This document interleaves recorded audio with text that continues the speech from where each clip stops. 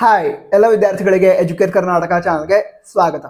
KCET 2025 ಇದರ registration ಹಾಗೆ application ಇದಕ್ಕೋಸ್ಕರ ಲಿಂಕ್ ಅನ್ನ ಪ್ರೊವೈಡ್ ಮಾಡಿದ್ದಾರೆ. ಈ ವಿಡಿಯೋದಲ್ಲಿ ನಾವು ರಿಜಿಸ್ಟ್ರೇಷನ್ ಹೇಗೆ ಮಾಡೋದು ಇದರ ಸ್ಟೆಪ್ಸ್ ಅನ್ನ ಈ ವಿಡಿಯೋದಲ್ಲಿ ಎಕ್ಸ್ಪ್ಲೈನ್ ಮಾಡ್ತಿದ್ದೀವಿ. ಅಂದ್ರೆ ಟ್ಯೂಟೋರಿಯಲ್ ವಿಡಿಯೋ ರಿಜಿಸ್ಟ್ರೇಷನ್. ಸೊ ಈ ವಿಡಿಯೋನ ಪೂರ್ತಿಯಾಗಿ ನೋಡಿ. ನಂತರ ರಿಜಿಸ್ಟ್ರೇಷನ್ ಮಾಡೋದಕ್ಕೆ ಇನ್ನೂ ತುಂಬಾ ಟೈಮ್ ಇದೆ, ಅಪ್ಲಿಕೇಶನ್ ಆಗೋದಕ್ಕೆ ಟೈಮ್ ಇದೆ. ಅದಕ್ಕೋಸ್ಕರ ಒಂದೆರಡು ದಿನ ಟೈಮ್ ಅನ್ನು ತೆಗೆದುಕೊಳ್ಳಿ, ಎಲ್ಲ ಡೀಟೇಲ್ಸ್ ಅನ್ನ ತಿಳಿದುಕೊಂಡು ಅದರ ನಂತರ ರಿಜಿಸ್ಟ್ರೇಷನ್ ಮತ್ತು ಅಪ್ಲಿಕೇಶನ್ ಆಗಿ ಗಡಿಬಿಡಿಯಲ್ಲಿ ಅಪ್ಲಿಕೇಶನ್ ಆಗೋದಕ್ಕೆ ಹೋಗಬೇಡಿ.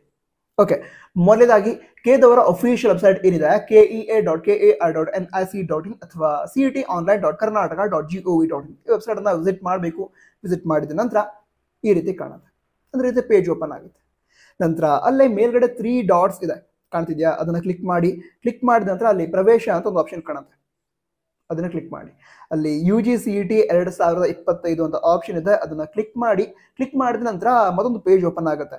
ಅಲ್ಲಿ UGCET 2025 ಆನ್ಲೈನ್ ಅಪ್ಲಿಕೇಶನ್ ಅಂತ ಇದೆ, ಹಾಗೆ 23/1/2025 ಅಂತ ಡೇಟ್ ಅನ್ನ ಮೆನ್ಷನ್ ಮಾಡಿದೆ, ಅಂದ್ರೆ ಅಪ್ಲಿಕೇಶನ್ ಸ್ಟಾರ್ಟ್ ಆದಂತಹ ಡೇಟ್ ಅದು. ಅದನ್ನ ಕ್ಲಿಕ್ ಮಾಡಿ. ಅದರ ನಂತರ ಮತ್ತೊಂದು ಪೇಜ್ ಓಪನ್ ಆಗುತ್ತೆ. ಆ ಪೇಜ್ ಏನಿದೆ ಇಲ್ಲಿಂದ ನಿಮ್ಮ ರಿಜಿಸ್ಟ್ರೇಷನ್ ಪ್ರಾಸೆಸ್ ಅಥವಾ ಅಪ್ಲಿಕೇಶನ್ ಸ್ಟಾರ್ಟ್ ಆಗುತ್ತೆ.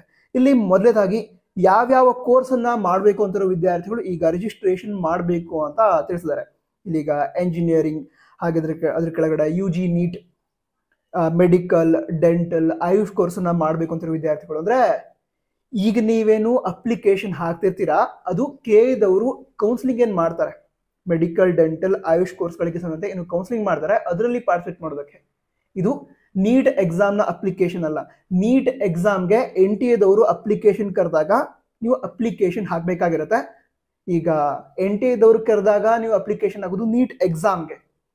ಈಗ KEA ದವ್ರೇನು ಅಪ್ಲಿಕೇಶನ್ ಕರೆದಾರೆ, KCET ಅಪ್ಲಿಕೇಶನ್, ಇದಕ್ಕೂ ಕೂಡ ನೀವು ಅಪ್ಲೈ ಮಾಡಬೇಕು. ಯಾಕಂತ ಹೇಳಿದ್ರೆ ಮುಂದೆ ನೀಟ್ ರಿಸಲ್ಟ್ ಎಲ್ಲ ಬಂದ ನಂತರ KEA ದವರು ಕರ್ನಾಟಕ ರಾಜ್ಯದಲ್ಲಿ ಇರುವಂತಹ ಮೆಡಿಕಲ್, ಡೆಂಟಲ್, ಆಯುಷ್ ಕೋರ್ಸ್ಗಳು ಏನಿದಾವೆ ಆ ಕೋರ್ಸ್ಗಳಿಗೆ ಸಂಬಂಧ ಕೌನ್ಸಿಲಿಂಗ್ ನಡೆಸ್ತಾರೆ. ಆ ಕೌನ್ಸಿಲಿಂಗ್ ನಲ್ಲಿ ಪಾರ್ಟಿಸಿಪೇಟ್ ಮಾಡೋದಕ್ಕೆ, ಸರಿನಾ?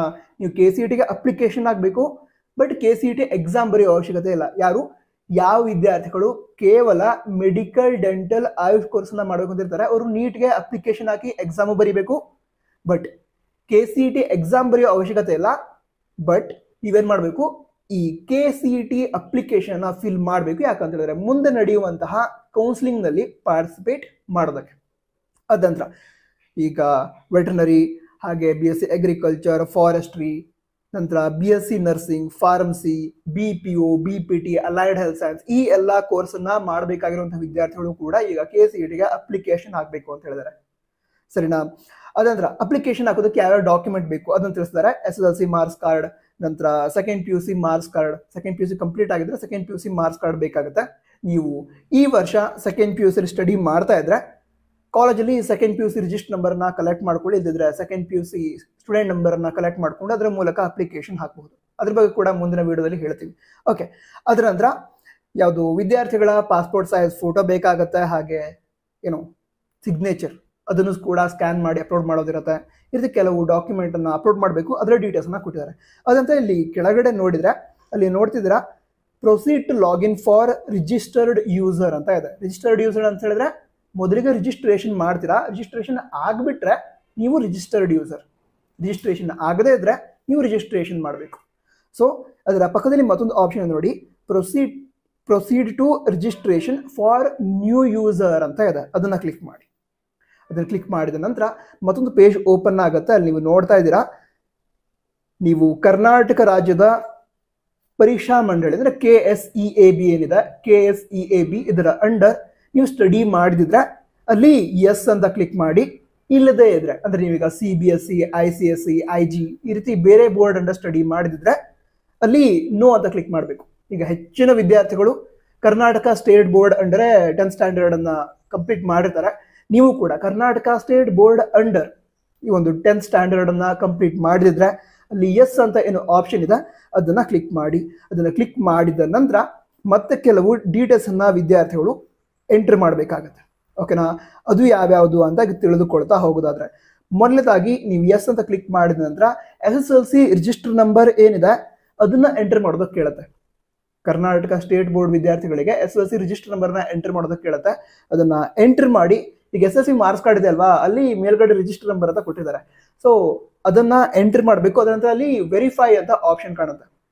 ಆ ವೆರಿಫೈ ಆಪ್ಷನ್ ಕ್ಲಿಕ್ ಮಾಡಿದ ನಂತರ ನಿಮ್ಮ ಹೆಸರು ಏನಿದೆ ಅಂದ್ರೆ SSLC ಮಾರ್ಕ್ಸ್ ಕಾರ್ಡ್ ಅಲ್ಲಿ ನಿಮ್ಮ ಹೆಸರು ಏನಿದೆ ಅದನ್ನ ತೋರಿಸುತ್ತೆ. ಅದರ ನಂತರ ನಿಮ್ಮ date of birth, SSLC marks card ಅಲ್ಲಿ ಯಾವ ರೀತಿ ಇದೆಯೋ ಆ ಡೇಟ್ ಆಫ್ ಬರ್ತ್ ಅನ್ನ ತೋರಿಸುತ್ತೆ. ಅದಂತರ ಜೆಂಡರ್ ಅದು ಕೂಡ ಅದಾಗೆ ಫೆಚ್ ಮಾಡ್ಕೊಳ್ಳುತ್ತೆ ಆನ್ಲೈನ್ ಇಂದ. ಅದಂತರ ಯಾವ ವರ್ಷ SSLC ಅನ್ನ ಕಂಪ್ಲೀಟ್ ಮಾಡಿದ್ರ ಅದು ಡೀಟೇಲ್ಸ್ ಅನ್ನು ಕೂಡ ಪಡೆದುಕೊಳ್ಳುತ್ತೆ. ಹಾಗೆ ನಿಮ್ಮ ತಂದೆ ಹೆಸರು, ತಾಯಿ ಹೆಸರು ಅದನ್ನ ಪಡೆದುಕೊಳ್ಳುತ್ತೆ. ಹಾಗೆ ನಿಮ್ಮ ಸ್ಯಾಟ್ಸ್ ID ಏನಿರುತ್ತೆ ಅದು ಕೂಡ ಕರ್ನಾಟಕ ಸ್ಟೇಟ್ ಬೋರ್ಡ್ ವಿದ್ಯಾರ್ಥಿಗಳ ಸ್ಯಾಟ್ಸ್ ಐಡಿನೂ ಕೂಡ ಡೈರೆಕ್ಟ್ ಆಗಿ ಪಡೆದುಕೊಳ್ಳುತ್ತೆ. KSEAB ಕಡೆಯಿಂದ ಕೆದವರು ಡೈರೆಕ್ಟ್ ಆಗಿ ಪಡೆದುಕೊಂಡ್ಬಿಡ್ತಾರೆ ಎಲ್ಲ ಡೀಟೇಲ್ಸ್ ಅನ್ನ. ಅದರ ನಂತರ ಕೆಲವು ಡೀಟೇಲ್ಸ್ ನೀವು ಎಂಟ್ರಿ ಮಾಡಬೇಕಾಗತ್ತೆ. ನಿಮ್ಮ ವಿದ್ಯಾರ್ಹತೆ ಏನು ಅಂತಿದೆ. ನೀವೀಗ ಸೆಕೆಂಡ್ PUC ಸ್ಟಡಿ ಮಾಡ್ತಿದ್ರ, ನಂತರ KCETಗೆ ಅಪ್ಲಿಕೇಶನ್ ಆಗೋದಕ್ಕೆ ಎಲಿಜಿಬಿಲಿಟಿ ಕೂಡ ಇದೆ. 12th ಸ್ಟ್ಯಾಂಡರ್ಡ್ ಅಥವಾ ಸೆಕೆಂಡ್ PUC ಕಂಪ್ಲೀಟ್ ಆಗಿರಬೇಕು ಅಂತ. ಸೊ ಅಲ್ಲಿ ಕ್ಲಿಕ್ ಮಾಡಿ ಕ್ಲಾಸ್ 12 ಅಥವಾ ಸೆಕೆಂಡ್ PUCಗೋಸ್ಕರ ಏನು ಆಪ್ಷನ್ ಕೊಟ್ಟಿದ್ದಾರೆ ಕ್ಲಾಸ್ 12 ಅಂತಾನೆ ಇರುತ್ತೆ. ಸೊ ಅದನ್ನ ಸೆಲೆಕ್ಟ್ ಮಾಡ್ಕೊಳ್ಳಿ. ಓಕೆನಾ, ಅದನ್ನ ಸೆಲೆಕ್ಟ್ ಮಾಡ್ತೀರಾ. ಅದ ನಂತರ ನ್ಯಾಷನಾಲಿಟಿ ಕೇಳುತ್ತೆ. ನ್ಯಾಷನಾಲಿಟಿ ಅಂತ ಹೇಳಿದ್ರೆ ನೀವು ಯಾವ ದೇಶದವರು ಅಂತ. ನಿಮ್ಮ ನ್ಯಾಷನಾಲಿಟಿ ಏನು? ಇಂಡಿಯನ್. ಸೊ ಅಲ್ಲಿ ಇಂಡಿಯನ್ ಅನ್ನೋ ಆಪ್ಷನ್ ಏನಿದೆ ಅದನ್ನ ಸೆಲೆಕ್ಟ್ ಮಾಡ್ತೀರಾ. ಅಕಸ್ಮಾತ್ ಆಗಿ ನೀವು ಬೇರೆ ಅಂದ್ರೆ NRI ಕ್ಯಾಂಡಿಡೇಟ್ ಆಗಿದ್ರೆ ಸೊ ನಿಮಗೆ ಸಂಬಂಧಂತಹ ನ್ಯಾಷನಾಲಿಟಿಯನ್ನ ಸೆಲೆಕ್ಟ್ ಮಾಡಬಹುದು. ಅದರ ನಂತರ ಮುಂದಿನ ವಿಷಯವನ್ನ ತಿಳ್ಕೊಳ್ತಾ ಹೋಗೋದಾದ್ರೆ ಇಮೇಲ್ ID ಏನಿದೆ ಅದನ್ನ ಎಂಟರ್ ಮಾಡೋದಿರುತ್ತೆ.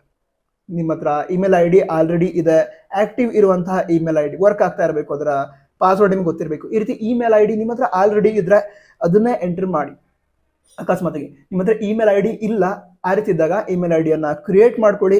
ಅದರ ಪಾಸ್ವರ್ಡ್ ಅನ್ನ ಎಲ್ಲ ನೆನಪಿನಲ್ಲಿ ಇಟ್ಕೊಂಡು ಅಪ್ಲಿಕೇಶನ್ ಹಾಕಿ. ಓಕೆನಾ, ಇಮೇಲ್ ID ಬೇಕಾಗುತ್ತೆ. ಯಾಕಂತ ಹೇಳಿದ್ರೆ ಏನಾದರೂ ಒಂದು ಅಪ್ಡೇಟ್ ಕೊಡೋದಿದ್ರೆ ಇಮೇಲ್ ID ಮೂಲಕ ಕೊಡ್ತಾರೆ. ಅಕಸ್ಮಾತ್ ಪಾಸ್ವರ್ಡ್ ಮರ್ತು ಹೋಗಿದೆ, ಈಗ ಪಾಸ್ವರ್ಡ್ ಏನಿದೆ ಅದನ್ನು ರೀಸೆಟ್ ಮಾಡಬೇಕು, ಆ ಟೈಮಲ್ಲೂ ಕೂಡ ಈ ಇಮೇಲ್ ID ಏನಿದೆ ನಿಮಗೆ ಹೆಲ್ಪ್ ಮಾಡುತ್ತೆ. ಅದೇ ನಂತರ ಕ್ಯಾಪ್ಚಾನ ಎಂಟರ್ ಮಾಡೋದಿರುತ್ತೆ. ಅಂದ್ರೆ ಕಾಂಬಿನೇಷನ್ ಆಫ್ ನಂಬರ್ಸ್ ನಂತರ ಲೆಟರ್ಸ್, ಇಂಗ್ಲಿಷ್ ಲೆಟರ್ಸ್ ಅದರ ಕಾಂಬಿನೇಷನ್ ಇರುತ್ತೆ. ಅದನ್ನ ಯಾವ ರೀತಿ ಕೊಟ್ಟಿರ್ತಾರೋ ಅದನ್ನೇ ಎಂಟರ್ ಮಾಡಬೇಕು ಕ್ಯಾಪ್ಚಾನ. ಅದ ನಂತರ ನಿಮ್ಮ ಮೊಬೈಲ್ ನಂಬರ್ ಒಂದು ಬೇಕಾಗುತ್ತೆ. ಓಕೆನಾ, ನಿಮ್ಮ ಮೊಬೈಲ್ ನಂಬರ್ ಬೇಕಾಗುತ್ತೆ. ಆಕ್ಟಿವ್ ಇರುವಂತಹ ಮೊಬೈಲ್ ನಂಬರ್, ನೀವು ಯೂಸ್ ಮಾಡುವಂತಹ ಮೊಬೈಲ್ ನಂಬರ್. ಈಗ ನಿಮಗೆ ಮೆಸೇಜ್ ಮಾಡಿದ್ರೆ ನಿಮ್ಗೆ ಬರಬೇಕು, ಕಾಲ್ ಮಾಡಿದ್ರೆ ನಿಮ್ಗೆ ಬರಬೇಕು. ಆ ರೀತಿ ಆಕ್ಟಿವ್ ಇರುವಂತಹ ಮೊಬೈಲ್ ನಂಬರ್ ಏನಿದೆ ಅದನ್ನ ಯೂಸ್ ಮಾಡ್ಬೇಕು, ನೀವು ಅಲ್ಲಿ ಎಂಟರ್ ಮಾಡಬೇಕು. ಯಾಕಂತ ಹೇಳಿದ್ರೆ ಮುಂದಿನ ಅಪ್ಡೇಟ್ಸ್ ಏನಿರುತ್ತೆ, ಈಗ ನಿಮ್ಮ ಅಪ್ಲಿಕೇಶನ್ ಸಬ್ಮಿಟ್ ಆಯಿತು ಅಂತ ನಿಮಗೆ ಕೇದವರು ಮೆಸೇಜ್ ಕಳಿಸ್ತಾರೆ. ಆ ಮೆಸೇಜ್ ನಿಮ್ಮ ಮೊಬೈಲ್ಗೆ ಬರೋ ರೀತಿ ಇರಬೇಕು. ಅಥವಾ ಈಗ ಏನೋ ಒಂದು ಸರ್ಟಿಫಿಕೇಟ್ಗೆ ವೆರಿಫಿಕೇಶನ್ ಮಾಡ್ತಾ ಇದ್ದಾರೆ, ಅದರೊಳಗಡೆ ಯಾವುದೋ ಒಂದು ಸರ್ಟಿಫಿಕೇಟ್ ವೆರಿಫೈ ಆಗಲಿಲ್ಲ, ಅದ್ರ ಬಗ್ಗೆ ಡೀಟೇಲ್ಸ್ ಅನ್ನ ನಿಮಗೆ ಮೆಸೇಜ್ ಮೂಲಕ ಕಳಿಸಿದ್ರೆ ಅದು ಕೂಡ ನಿಮ್ಗೆ ಬರಬೇಕು. ಸರಿನಾ? ಈ ರೀತಿ ಯಾವುದೇ ಡೀಟೇಲ್ಸ್ ನಿಮಗೆ ಮೆಸೇಜ್ ಮೂಲಕ ಕಳಿಸಿದ್ರೆ ಅದು ನಿಮಗೆ ಬರೋ ರೀತಿ ಇರಬೇಕು. ಆ ರೀತಿ ಇರುವಂತಹ ಆಕ್ಟಿವ್ ಮೊಬೈಲ್ ನಂಬರನ್ನ ಎಂಟರ್ ಮಾಡಿ. ಮೊಬೈಲ್ ನಂಬರ್ ನೀವೆಲ್ಲರೂ ಕೂಡ ಮೊಬೈಲ್ ಯೂಸ್ ಮಾಡ್ತಾನೆ ಇರ್ತೀರಾ. ಸೊ ಮೊಬೈಲ್ ನಂಬರ್ ಆಕ್ಟಿವ್ ಇರುವಂಥದ್ದು ಯೂಸ್ ಮಾಡ್ಕೊಳ್ಳಿ. ಅದ ನಂತರ ಮತ್ತೆ ಮುಂದಿನ ವಿಷಯವನ್ನ ತಿಳಿದುಕೊಳ್ತಾ ಹೋಗೋದು, ನೀವು ಪಾಸ್ವರ್ಡ್ ಅನ್ನ ಕ್ರಿಯೇಟ್ ಮಾಡಬೇಕಾಗತ್ತೆ. ನಂತರ ಪಾಸ್ವರ್ಡ್ ಇರೋದು ಅದರಲ್ಲಿ ಮಿನಿಮಮ್ 8 ಕ್ಯಾರೆಕ್ಟರ್ ಇರಬೇಕು ಅಂತ ಹೇಳ್ತಿದ್ದಾರೆ. ಸೊ 8 ಕ್ಯಾರೆಕ್ಟರ್ ಇರುವಂತಹ ಪಾಸ್ವರ್ಡ್ ಅನ್ನ ಕ್ರಿಯೇಟ್ ಮಾಡ್ಕೊಳ್ಳಿ. ಪಾಸ್ವರ್ಡ್ ಅನ್ನ ಒಂದ್ ಕಡೆ ಬರೆದಿಟ್ಕೊಳ್ಳಿ. ನಂತರ ಪಾಸ್ವರ್ಡ್ ಏನು ಕ್ರಿಯೇಟ್ ಮಾಡಿರ್ತೀರ ಅದನ್ನ ರೀ ಎಂಟರ್ ಮಾಡೋದಿರುತ್ತೆ. ಅಂದ್ರೆ ಮತ್ತೊಮ್ಮೆ ಎಂಟರ್ ಮಾಡೋದಿರುತ್ತೆ. ರೀ ಎಂಟರ್ ಮಾಡಿ ಅದರ ರಿಜಿಸ್ಟ್ರೇಷನ್ ಕ್ಲಿಕ್ ಮಾಡಿ. ಈಗ ಯಾವ ಪ್ರೊಸೀಜರ್ ಹೇಳಿದೆ, ಇದು ಕರ್ನಾಟಕ ಸ್ಟೇಟ್ ಬೋರ್ಡ್ ವಿದ್ಯಾರ್ಥಿಗಳಿಗೆ. ಈಗ ಯಾವ ವಿದ್ಯಾರ್ಥಿಗಳು CBSE, ICSE, IG ಈ ರೀತಿ ಬೇರೆ ಬೇರೆ ಬೋರ್ಡ್ ಅನ್ನ ಸ್ಟಡಿ ಮಾಡಿರ್ತಾರೆ 10th ಸ್ಟ್ಯಾಂಡರ್ಡ್ ಅನ್ನ, ಅವ್ರೇನ್ ಮಾಡ್ಬೇಕಾಗತ್ತೆ ಅಂತ ಹೇಳಿದ್ರೆ, ಈಗ ಯಾವ್ಯಾವ ಡೀಟೇಲ್ಸ್ ಹೇಳಿದೆ ನಾನು, ಅಂದ್ರೆ ಕ್ಯಾಂಡಿಡೇಟ್ ನೇಮ್ ಆಗಿರಬಹುದು, ಪೇರೆಂಟ್ಸ್ ನೇಮ್ ಆಗಿರಬಹುದು, ಡೇಟ್ ಆಫ್ ಬರ್ತ್ ಆಗಿರಬಹುದು, ಈ ಎಲ್ಲ ಡೀಟೇಲ್ಸ್ ಅನ್ನ ನೀವೇ ಮ್ಯಾನ್ಯುಯಲಿ ಟೈಪ್ ಮಾಡಿ ಎಂಟರ್ ಮಾಡೋದಿರುತ್ತೆ. ಟೈಪ್ ಮಾಡಿ ಎಂಟರ್ ಮಾಡಬೇಕು. ನಂತರ CBSE, ICSE ಬೋರ್ಡ್ ವಿದ್ಯಾರ್ಥಿಗಳಿಗೆ ಅಥವಾ ಬೇರೆ ಬೋರ್ಡ್ ಅಂಡರ್ ಸ್ಟಡಿ ಮಾಡುವಂಥ ವಿದ್ಯಾರ್ಥಿಗಳಿಗೆ ಸ್ಯಾಟ್ಸ್ ID ಗೊತ್ತಿಲ್ಲ ಅಂತ ತಿಳ್ಕೊಳ್ಳಿ. ನಿಮ್ಗೆ ಅದ್ರ ಬಗ್ಗೆ ಗೊತ್ತಿಲ್ಲ ಅಂತ ಹೇಳಿದ್ರೆ ಆ ಟೈಮಲ್ಲಿ ನೀವು 10th ಸ್ಟ್ಯಾಂಡರ್ಡ್ ಅನ್ನ ಯಾವ ಸ್ಕೂಲಲ್ಲಿ ಕಂಪ್ಲೀಟ್ ಮಾಡಿದಿರೋ ಆ ಸ್ಕೂಲ್ಗೆ ವಿಸಿಟ್ ಮಾಡಿ ಅಥವಾ ಸ್ಕೂಲ್ಗೆ ಕಾಂಟ್ಯಾಕ್ಟ್ ಮಾಡಿ ಅಪ್ಲಿಕೇಶನ್ ಹಾಕೋದಿತ್ತು. ಅಪ್ಲಿಕೇಶನ್ ಹಾಕೋದಕ್ಕೆ ಸ್ಯಾಟ್ಸ್ ID ಅನ್ನ ಕೇಳ್ತಿದ್ದಾರೆ. ಸ್ಯಾಟ್ಸ್ ID ಅನ್ನ ಕೊಡಿ ಅಂತ ಹೇಳಿದ್ರೆ ನಿಮ್ಮ ಸ್ಕೂಲ್ ಅವರು ನಿಮಗೆ ಸ್ಯಾಟ್ಸ್ ID ಅನ್ನ ಪ್ರೊವೈಡ್ ಮಾಡ್ತಾರೆ. ಅದನ್ನ ಯೂಸ್ ಮಾಡಿಕೊಂಡು ನೀವು ಅಪ್ಲಿಕೇಶನ್ ಕಂಪ್ಲೀಟ್ ಮಾಡಬಹುದು. ಓಕೆನಾ? ಬಟ್ ನೀವು CBSE, ICSE ಈ ರೀತಿ ಬೇರೆ ಬೋರ್ಡ್ ಅಂಡರ್ ಸ್ಟಡಿ ಮಾಡಿದ್ರೆ, ಅಂದ್ರೆ ಕರ್ನಾಟಕ ಸ್ಟೇಟ್ ಬೋರ್ಡ್ ಬಿಟ್ಟು ಬೇರೆ ಬೋರ್ಡ್ ಅಂಡರ್ ಸ್ಟಡಿ ಮಾಡಿದ್ರೆ ಈಗ ಹೇಳಿದಂತಹ ಎಲ್ಲಾ ಡೀಟೇಲ್ಸ್ ಅನ್ನ ನೀವೇ ಎಂಟರ್ ಮಾಡಬೇಕು. ಅಂದ್ರೆ ಕೇದವರು ಡೈರೆಕ್ಟ್ ಆಗಿ ಫೆಚ್ ಮಾಡಲ್ಲ, ನೀವು ಆ ಡೀಟೇಲ್ಸ್ ಅನ್ನ ಎಂಟರ್ ಮಾಡೋದಿರುತ್ತೆ. ಓಕೆ, ಈ ರೀತಿ ಎಲ್ಲ ಅಪ್ಲಿಕೇಶನ್ ಫಿಲ್ ಮಾಡಿದ ನಂತರ ಅಲ್ಲಿ ರಿಜಿಸ್ಟ್ರೇಷನ್ ಅಥವಾ ನೋಂದಣಿ ಅಂತ ಆಪ್ಷನ್ ಕಾಣುತ್ತೆ. ಅದನ್ನ ಕ್ಲಿಕ್ ಮಾಡಿ. ಕ್ಲಿಕ್ ಮಾಡಿದ ನಂತರ ನಿಮ್ಮ ಸ್ಕ್ರೀನ್ ಮೇಲೆ ಒಂದು ಆಪ್ಷನ್ ಕಾಣುತ್ತೆ ಅಥವಾ ಸ್ಕ್ರೀನ್ ಮೇಲೆ ತೋರಿಸುತ್ತೆ. ಅದು ಏನು, ನಿಮ್ಮ ID ಕ್ರಿಯೇಟ್ ಆಗಿದೆ ಅಥವಾ ನಿಮ್ಮ ರಿಜಿಸ್ಟ್ರೇಷನ್ ಕಂಪ್ಲೀಟ್ ಆಗಿದೆ ಅಂತ ತೋರಿಸುತ್ತೆ. ಅದ್ರ ಜೊತೆಗೇನೆ ನಿಮ್ಮ ಮೊಬೈಲ್ ನಂಬರ್ ಏನಿದೆ ಅಂದರೆ ಈಗ ಅಪ್ಲಿಕೇಶನ್ ಆಗಬೇಕಾದ್ರಲ್ವ ರಿಜಿಸ್ಟ್ರೇಷನ್ ಮಾಡಬೇಕಾದ್ರೆ ಮೊಬೈಲ್ ನಂಬರ್ ಕೊಟ್ಟಿರ್ತಾರಲ್ವ ಆ ಮೊಬೈಲ್ ನಂಬರ್ಗೆ ನಿಮ್ಮ ID ಮತ್ತು ಪಾಸ್ವರ್ಡನ್ನು ಕಳಿಸ್ಕೊಡ್ತಾರೆ.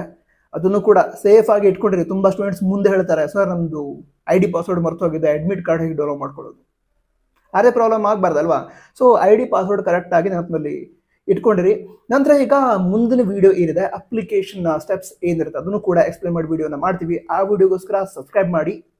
ನಂತರ ಪ್ರಿಪ್ರೇಷನ್ ಚೆನ್ನಾಗಿ ಮಾಡಿ. ಎಕ್ಸಾಮ್ ಪ್ರಿಪ್ರೇಷನ್ಗೆ ಸಂಬಂಧ ಕೂಡ ಏನಾದರೂ ಡೌಟ್ ಇದ್ದರೆ ಕನ್ನಡ ತಿಳಿಸಿ. ಮುಂದಿನ ವಿಡಿಯೋಗಳಲ್ಲಿ ನಿಮಗೆ ಡೀಟೇಲ್ಸನ್ನು ಪ್ರೊವೈಡ್ ಮಾಡ್ತೀವಿ. ನಂತರ ಈ ರೀತಿ ರಿಜಿಸ್ಟ್ರೇಷನ್ ಪ್ರಾಸೆಸ್ ಇರುತ್ತೆ. ಕರೆಕ್ಟಾಗಿ ರಿಜಿಸ್ಟ್ರೇಷನ್ ಮಾಡಿ.